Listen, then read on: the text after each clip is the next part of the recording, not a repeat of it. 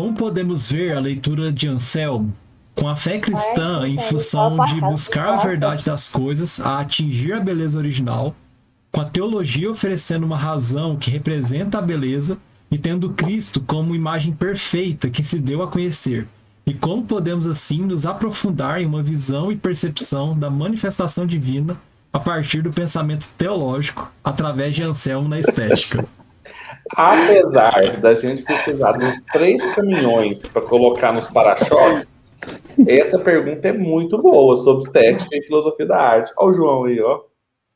Precisa de uns 3 caminhões, né, pra gente botar nos para-choques, mas assim, a pergunta sobre estética, né? Belíssima. E assim, Exato. legal porque a Cássia, quando fez essa pergunta ontem na tutoria, num mês em que a gente falou o tempo todo sobre racionalidade, escolasticismo, e a gente tá pensando o tempo todo em fé e razão, ela crava uma pergunta sobre estética na Idade Média. Então, isso é muito legal. Agora se vire para responder, Ronaldo. Então, eu já vou pedindo desculpa, sabe? Desculpa aí, pessoal. Assim, eu não sou o cara da filosofia estética, nem da teologia estética, mas é bem verdade o que está pressuposto na pergunta, que se a gente fala de Deus perfeito, a gente fala de um Deus que é também fundamento para a beleza. É um Deus belo. Né? E não só belo, mas ele diz para a gente o que é belo. E isso é dentro aí da própria argumentação de Anselmo. Então, nesse sentido, todo o pressuposto de beleza, de harmonia que nós temos aí poderia servir tanto para as artes aí, como pinturas ou coisa do tipo, mas também a ideia de música, por exemplo, nós estamos falando da beleza que o próprio Deus deu ao mundo. Então, e ela existe porque Deus é belo, porque esse Deus se apresentou como belo, e as escrituras chamam Deus de belo, né? E existe aí uma ideia da beleza do Senhor, da beleza da santidade de Deus. Tem uma série de expressões aí bíblicas para a gente ter a ideia da beleza de Deus. E portanto, nós podemos pensar dentro desses aspectos. Eu não vou aprofundar muito nisso, até por uma limitação mesmo teórica. Eu me lembro nas minhas aulas de filosofia estética, lendo Merleau-Ponty, eu terminava, né, a leitura de Merleau-Ponty, não sei se você chegou a ter essa mesma experiência, a professora olhava para a gente com lágrima nos olhos e dizia: que lindo, não é?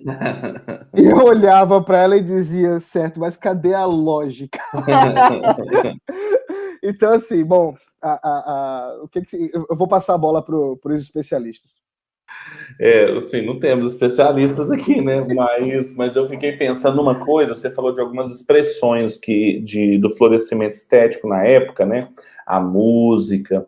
E ontem, numa das tutorias, ouvindo o Dr. Márcio, um dos estudantes que é arquiteto e até o secretário da ABU, então alguém muito envolvido com o trabalho com os estudantes, ele tem feito um esforço de, em cada dos meses da tutoria, tentar relacionar os padrões intelectuais que a gente está estudando em cada época com padrões arquitetônicos, né? Porque é a área dele. E aí ele me chamou a atenção para uma coisa brilhante, assim, literalmente. Ele foi falar da Catedral Gótica como uma expressão estética da época muito marcada pela luz, pela concepção de luz. A gente tem um pressuposto que as catedrais góticas são escuras, né? Porque ele vai dizer, aí ele é o especialista falando, né? Que é preconceito iluminista, né? Porque, na verdade, o que a gente tinha antes, a arquitetura anterior, marcadamente romanista, tinha uma ideia de fortaleza, né? Então, quanto mais fechado, menos espaço para janelas, menos espaço para entrada de luz. Enquanto que as catedrais góticas, os arcos, muita entrada de luz, principalmente no altar, né? Então, à medida em que você vai aproximando-se do altar, você vai aproximando-se da luz, né?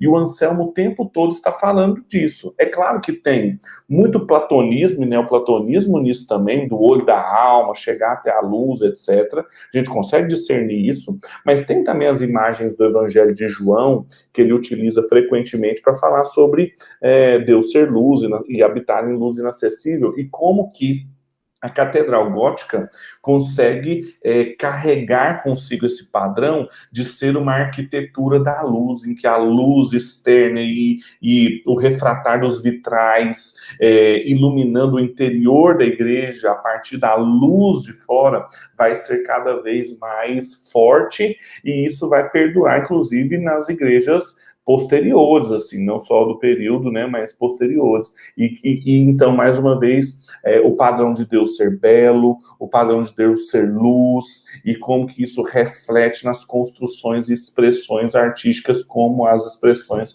arquitetônicas. O Márcio, que me desculpe se eu cometi algum problema no argumento dele, mas pelo que eu me lembro, foi ontem, né? Assim, pelo que eu me lembro, era mais ou menos assim. Até falei para ele, Márcio, você precisa colocar nos seus artigos imagens para você ilustrar. Ele falou assim, tem limite de páginas. Eu falei, mas pode colocar uma foto, né? Não é encheção de linguiça. Então, isso é importantíssimo e passa muito desapercebido para a gente, principalmente porque a gente tem uma imagem de catedral gótica escura, e isso é muito iluminista, né? A visão da Idade das Trevas, né? A visão de um período de escuridão, enfim. A arquitetura, isso fica muito... Há um artigo, e eu até mencionei ele, é um artigo do John Milbank chamado Sobre os Espaços Complexos, e ele vai falar como que a catedral gótica, ela era também a expressão de a representação do que era essa construção teológica complexa da época, e não esse minimalismo que a gente vive hoje, que muitas vezes também reflete o nosso minimalismo teológico, né? Assim, isso na igreja evangélica brasileira é indiscutível, assim, né? Como que as nossas igrejas, os seus padrões estéticos reproduzem muitas vezes o seu minimalismo teológico. Não é a regra, com honrosas exceções, mas reproduz. E como que isso também carregava, então, padrões de mentalidade na arquitetura, e o John Milbank vai defender isso. E eu me lembro também de um artigo, mas eu não vou me lembrar o título, eu posso pegar depois se alguém tiver interesse, do Roland Barthes, que ele vai começar a analisar umas pinturas do período da Era de Ouro, do protestantismo, inclusive, de algumas igrejas protestantes vazias.